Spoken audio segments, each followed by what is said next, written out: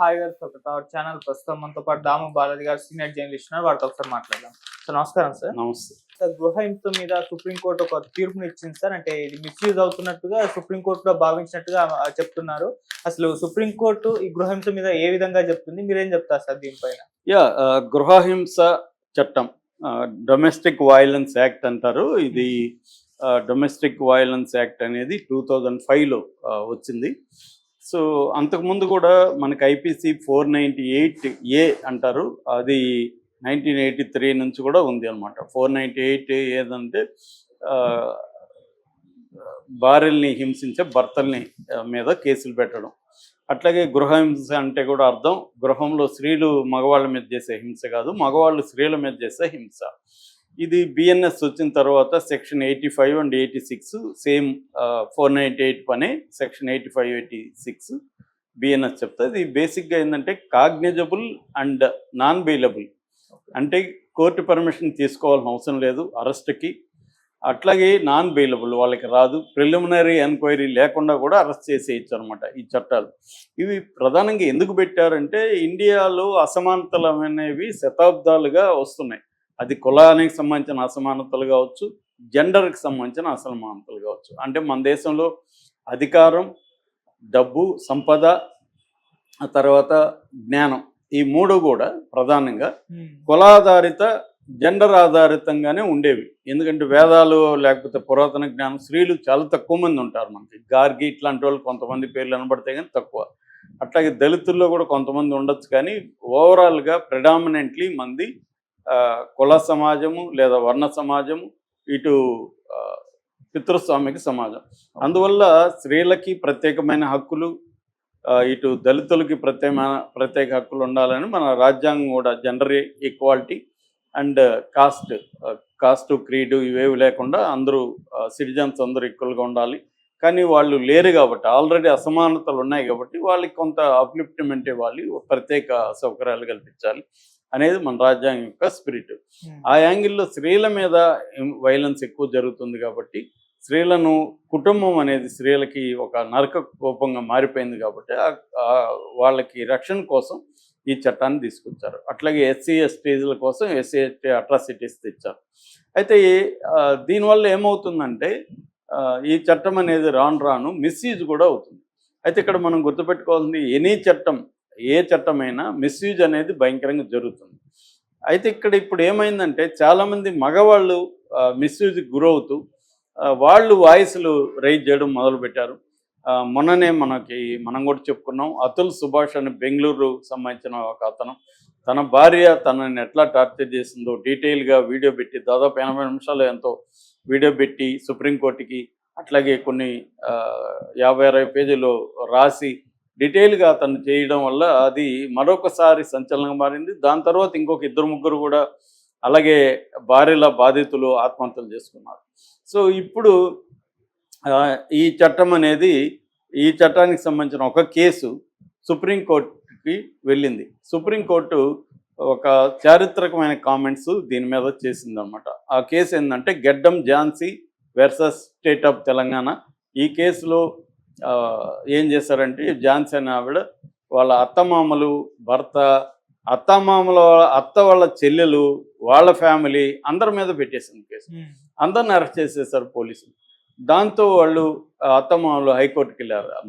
అత్తమామల చెల్లెలు మాకు సంబంధం లేదు, ఇది వాళ్ళ ఫ్యామిలీ గొడవ, మాకేం సంబంధం, మమ్మల్ని ఎందుకు ఇరికిచ్చారంటే ఇక్కడ హైకోర్టు జడ్జి పట్టించుకోలేదు. దాంతో వీళ్ళు మళ్ళీ సుప్రీంకోర్టుకి వెళ్ళారు. సుప్రీంకోర్టుకి వెళ్ళినప్పుడు వాళ్ళని ఈ కేసులో విడుదల చేసింది సుప్రీంకోర్టు. ఎవరు అత్త వాళ్ళ చెల్లెల కుటుంబాన్ని విడుదల చేసింది. వాళ్ళకి సంబంధం లేదని సుప్రీంకోర్టు తీర్పు ఇచ్చింది. ఈ సందర్భంగా justice BV Nagarathna, justice Koteshwar Singh వీళ్ళిద్దరూ దీంట్లో తీర్పిచ్చారు. వీళ్ళు మిస్యూజ్ జరుగుతుందని చెప్పారు. మిస్యూజ్ జరుగుతుందని కోర్టులు చెప్పడం ఫస్ట్ టైం కాదు, అనేక హైకోర్టులు చెప్పాయి. సుప్రీంకోర్టు కూడా గతంలో చాలాసార్లు ఈ డొమెస్టిక్ వైలెన్స్ కేసు, తర్వాత 498A కేసు, ఈ రెండు కూడా మిస్యూజ్ జరుగుతుందని చెప్పింది. ఈవెన్ మనకి ఎన్సీఆర్బీ డేటా చూసినా కూడా, ఎన్సీఆర్బీ డేటా 2012లో దాదాపు 2 లక్షల మంది మీద తప్పుడు కేసులు పెట్టారని ఎన్సీఆర్బీ చెప్తుంది. అందులో ఓన్లీ 15% మాత్రమే 2 లక్షల కేసులు పెడితే ఓన్లీ 15% మాత్రమే కన్విక్షన్, మిగతా వాటికి కన్విక్షన్ లేదు, అంటే దొంగ కేసులు అని చెప్తుంది. అయితే దీన్ని వ్యతిరేకించే ఫెమినిస్టులు కావచ్చు, మిగతా హక్కుల గ్రూపుల వాళ్ళు చెప్పేది ఏమంటే కన్విక్షన్ పడకపోవడానికి దొంగ కేసులే కానక్కర్లేదు, రియల్ కేసుల్లో కూడా చాలామంది కన్విక్షన్ ఇండియాలో పడదు. ఎందుకంటే మన లీగల్ సిస్టమ్ అలా ఉంటుంది. అలాగే సాక్షులు మారిపోతుంటారు, సాక్షులు ఫిరాయిస్తారు, సాక్ష్యం చెప్పరు, ప్రూవ్ కాదు కోర్టులో. కాబట్టి కన్విక్షన్ పడనంత మాత్రాన జరగలేదని కాదు. ఇప్పుడు హత్య కేసుల్లో కూడా కన్విక్షన్ పడట్లేదు, అంత మాత్రాన హత్య జరగలేదని ఎలా చెప్తాం? హత్య అయితే జరిగింది, కన్విక్షన్ పడదు, హత్య చేసినవాడు తప్పించుకుంటాడు. కాబట్టి హత్య జరగలేదు అని మనం వాదిస్తామా? అలాగే కదా ఇది కూడా అని అంటున్నారు. అయినప్పటికీ కూడా మనకి ఈ మధ్య కాలంలోనే అనేక కేసులు బయటకు వస్తున్నాయి. నేను కూడా నా పర్సనల్ లైఫ్లో కూడా చాలామంది డొమెస్టిక్ వైలెన్స్లు నాకు తెలిసిన వాళ్ళు నా ఫ్రెండ్స్ మీద కూడా పెట్టిన సందర్భాలు ఉన్నాయి. వాళ్ళు దొంగగా కేసులు పెట్టి, ఆడేమి ఇతను డొమెస్టిక్ వైలెన్స్ చేసి ఉన్నాడు, అయినా కూడా ఇతని మీద ఎందుకు పెడుతున్నారు అంటే ప్రధానంగా ఆస్తుల కోసం, వాళ్ళ మాట నెగ్గాలనే దానికోసం, వాళ్ళు భరణం ఎక్కువ డిమాండ్ చేస్తే వీడు ఇవ్వకపోతే, లేదు వాళ్ళ పిల్లల మీద వాళ్ళ హక్కుల కోసం, ఇలాంటి కారణాలతో వీడిని కంట్రోల్ చేయాలి అని చెప్పి ఒక గ్రడ్జ్ పెంచుకొని, లేదా డబ్బుల కోసం వీళ్ళు ఏం చేస్తున్నారంటే భర్తల మీద అవసరం ఉన్నా లేకపోయినా పెట్టాడు. భర్త మీద పెడితే వాడు ధైర్యంగా వెళ్తాడు జైలుకి. కాబట్టి వాడిని ప్రెజర్ చేయాలంటే వాళ్ళ వాళ్ళ అమ్మ నాన్న పెద్దోళ్ళు ఉంటారు, వాళ్ళ అమ్మ నాన్న మీద కాదు, భర్తకు సంబంధించిన చెల్లెలు అక్కో తమ్ముడు ఉంటే వాళ్ళ మీద, వాళ్ళ ఇంకా బంధువులు ఉంటే వాళ్ళ మీద, ఇలాగంతా పెట్టడం వల్ల వాడి మీద ప్రెజర్ వస్తుంది, మన కంట్రోల్లోకి వస్తాడని లాయర్లు కూడా అవన్నీ చెప్పిస్తారు వాళ్ళకి. ఇలాగ పెట్టండి, ఇలాగ పెట్టండి, ఈ కేసులు పెట్టండి, ఇలాగ పెట్టండి. ఎప్పుడైతే లాయర్ల దగ్గర పోతుందో వాళ్ళు డబ్బులు లాగుతారు, భరణం గిరణం వీళ్ళకి వస్తుంది కాబట్టి దాంట్లో నుంచి వాళ్ళు వాటా లాగుతారు. కాబట్టి వాళ్ళ ప్రొఫెషన్ అది. వీళ్ళు ఏం చేస్తారంటే ఇది కేసులు పెట్టాడు అంటే వీడు ఆస్తిని కొట్టేసే దానికోసం, ఆస్తిలో వాటా వీళ్ళకి లీగల్గా రాదు కాబట్టి ఇల్లీగల్గా లాగాలంటే వాడిని ప్రెజర్ చేయాలి. నీ మీద కేసు పెడతా, నువ్వు నాకు ఎంత ఇవ్వు.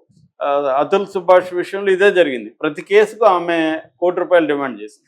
కేసు పెట్టడం, ₹1 కోటి ఇస్తే కేసు విత్డ్రా చేసుకోవడం, లేకపోతే లేదు. ఇదే జరిగింది అతుల్ సుభాష్.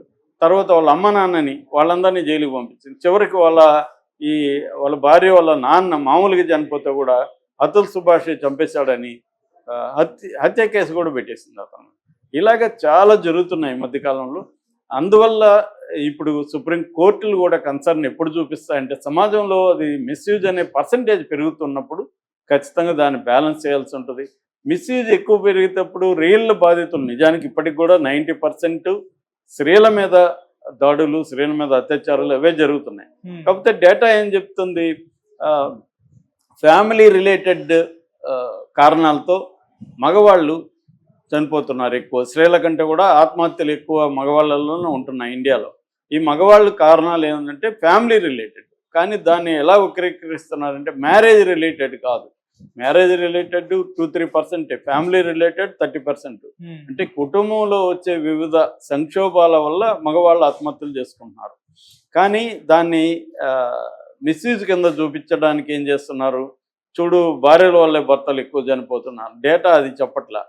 కాబట్టి వాస్తవాలు ఇప్పటికి కూడా ఎలా ఉన్నాయంటే స్త్రీల మీద దాడులు, స్త్రీల మీదే అరాచకాలు, కుటుంబంలో స్త్రీల మీద హింస అనేది ప్రిడామినెంట్గా ఉంటుంది. కానీ మిస్యూజ్ కూడా జరుగుతుంది. రేప్ కేసులు కూడా విపరీతంగా మిస్యూజ్ జరుగుతున్నాయని ఆ మధ్య ఢిల్లీలో మహిళా కమిషనే 43% రేప్ కేసులు ఫేక్ అని ఢిల్లీ మహిళా కమిషన్ చెప్పింది. అలాగే ఇప్పుడు ఇందాక నేను చెప్పినట్టు national crime records bureau NCRB 15% మాత్రమే కన్విక్షన్ రేట్ ఉంది 2 లక్షల మంది మీద పెడితే. సో చాలా తప్పుడు కేసులు పెడుతున్నారని NCRB కూడా చెప్తుంది. కాకపోతే డేటా డీటెయిల్గా NCRB ప్రొవైడ్ చేయలేదని విమర్శలు ఉన్నాయి. ఏదేమైనా సుప్రీంకోర్టు ఇప్పుడు చెప్పింది ఒక రకంగా స్త్రీలు కానీ పోలీస్ వ్యవస్థ కూడా ఇమీడియట్గా వాళ్ళని అరెస్ట్ చేసేయకుండా ప్రాథమిక విచారణ జరిపి నిజంగా వాళ్ళ అత్తమామలు ఇన్వాల్వ్ అయినారా, వాళ్ళ ఆడపడుచులు ఇన్వాల్వ్ అయినారా, మరుదులు ఇన్వాల్వ్ అయినారా, వాళ్ళ అత్తమామల బంధువులు అంటే చెల్లెలు, అత్తకి చెల్లెలు, మామకి చెల్లెలు, తమ్ముడు వీళ్ళు కూడా ఇన్వాల్వ్ అయినారా చూసి చేయాలి తప్ప పెట్టగానే వాళ్ళని అరెస్ట్ చేసేయడం, వాళ్ళకి బెయిల్ కూడా త్వరగా రాదు, వాళ్ళు జైళ్ళల్లో ఉండలేని పరిస్థితి ముసలివాళ్ళు. ఇటువంటి అంటే రివర్స్ హరాస్మెంట్ అనేది స్త్రీలు భార్యలు భర్తలను అరెస్ట్ చేయడం అనేది